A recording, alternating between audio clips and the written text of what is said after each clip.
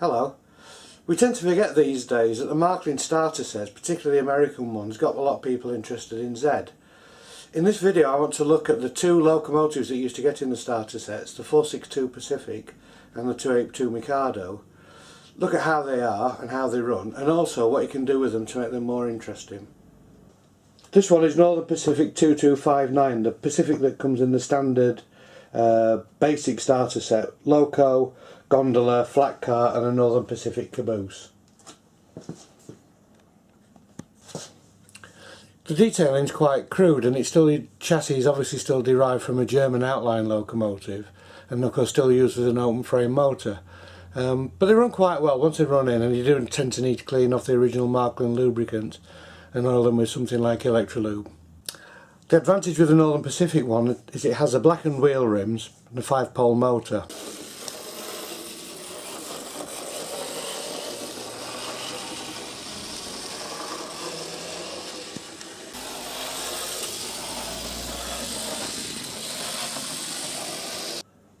My own personal favourite railroad is the Nickel Plate Road, the New York, Chicago and St. Louis.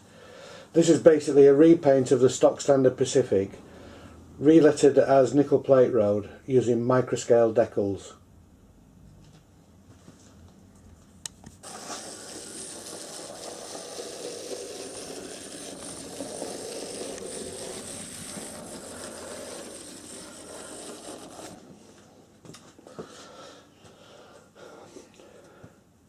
The 165 is one of a small class of K Pacifics used by the Nickel Plate Road on long haul and short haul passenger trains.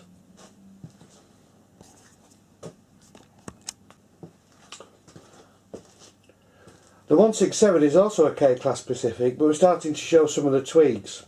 In this one, the tender coal radials have been extended to increase the coal capacity, and the tender's had its Marklin trucks replaced with AZL trucks, which gives us a Buckeye coupling at the back end, making it a lot more useful for connecting to the rest of the stock.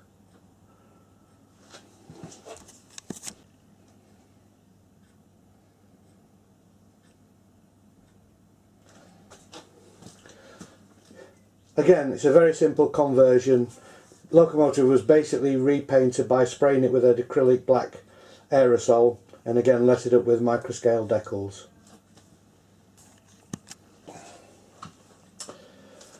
The 162 still retains a stock tender, but in this case I've put the high level number boards on the smoke box.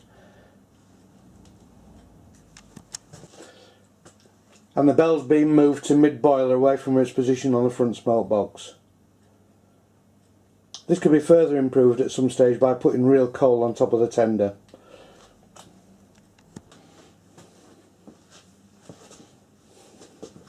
More ambition still, the 177 is one of the Nickel Plate's small fleet of 464s. These took over the Crack Expresses before the appearance of the Alco FA Bluebirds, and feature prominent elephant ear smoke deflectors that they were fitted with in an effort to reduce the smoke drifting. It also features a fully scratch built tender to represent the high capacity tender these were fitted with, but it still uses Marklin trucks, as this predominantly runs with a rake of Marklin coaches.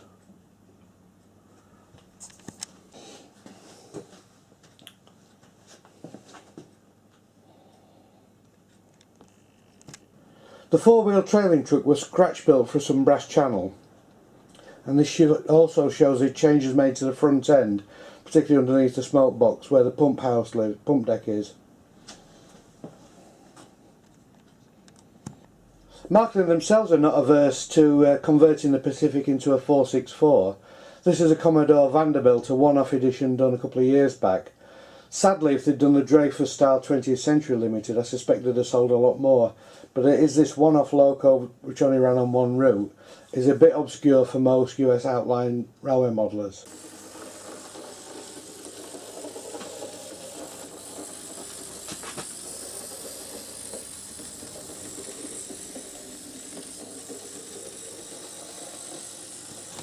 Holding the cracked Penzi varnish on Cuyahoga is this streamlined Penzi K4 Pacific.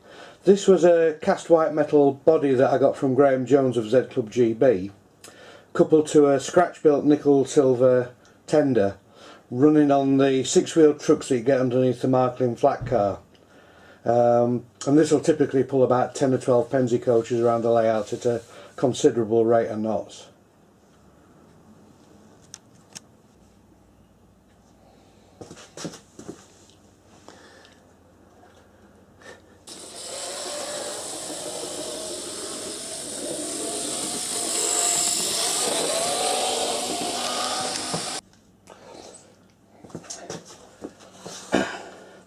The chassis for this conversion was the standard Marklin Bavarian Pacific, which is a really useful donor chassis for all sorts of interesting steam outline locos.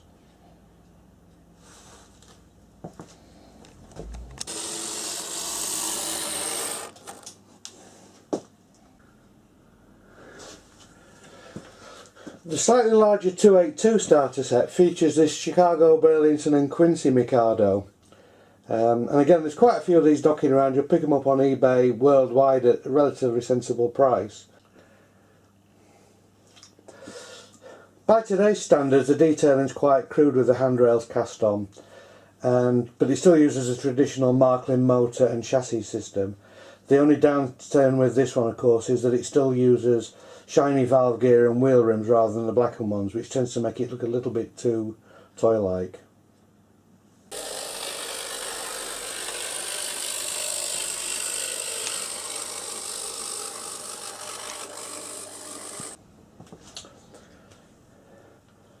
So the first simple conversion is a simple repaint of the 282, again back to my beloved nickel plate road. But in this case I've done the same tender conversion I did with one of the Pacifics, which is increase the height of the side sheets of the tender to make a high capacity coal tender, and for AZL trucks to give me a decent coupling on the back. Simple black paint job, and again microscale decals. The decal sheet is the N-gauge diesel decal set with the cabooses on, and it's the smallest lettering on that sheet. More ambitious still as a conversion is one of the upgraded nickel plate 282s with a feedwater heater and the 12-wheel tender. This is actually getting ready for a bit of a touch-up. It's getting a bit tatty now, but again it looks markedly different from the out-of-the-box model.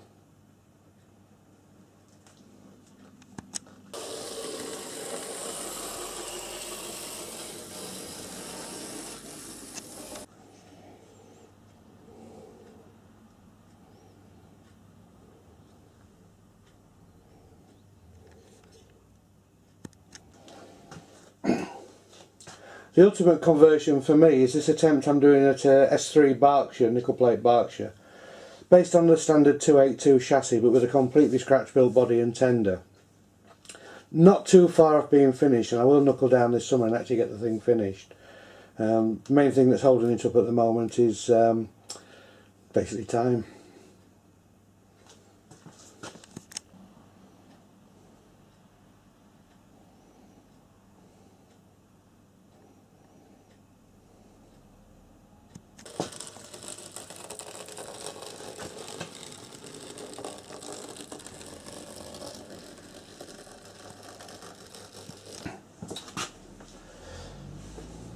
The current benchmark standard for mass-produced Z-gauge steam locos, of course, is still the AZL light and heavyweight Mikados. This is obviously nickel plate road one, the light Mikado, with this motor in the tender, flywheel, carbon shaft drive, separate handrails. It's pretty much state of the art for Z at the moment.